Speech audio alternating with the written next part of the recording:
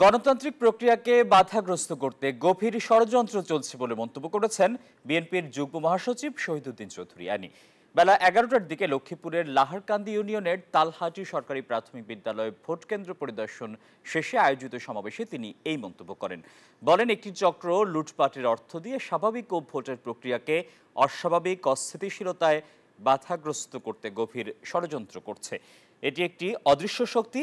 কেউ কেউ এ পরিবেশটাকে ঘোলাটে করে পরিস্থিতি উত্তপ্ত করতে চায়। আন্দোলনরত শিক্ষার্থীদের সঙ্গে বা প্রতিনিধির সঙ্গে বসে আলোচনার মাধ্যমে তাদের বিদায় জানাতে হবে।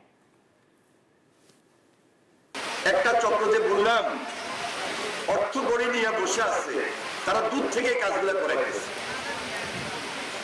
আবার একজন উপদেষ্টাকে পানির বোতল মারা, এটাও কিন্তু কম ষড়যন্ত্র অংশ না, যে এক পক্ষ আরেক পক্ষের মধ্যে যদি এইভাবে লাগিয়ে দেওয়া যায়, একটা অস্থিতিশীল পরিস্থিতি সৃষ্টি করে দেওয়া যায়, তাহলে আমাদের যে টার্গেট, আমাদের যে ভবিষ্যতে ভোট, যার জন্য আমাদের এত আন্দোলন সংগ্রাম, আমাদের যে একটা গণতান্ত্রিক ধারা, একটা গণতান্ত্রিক প্রক্রিয়া, এটাকে বাধাগ্রস্ত করার জন্য এই গভীর ষড়যন্ত্র চলছে।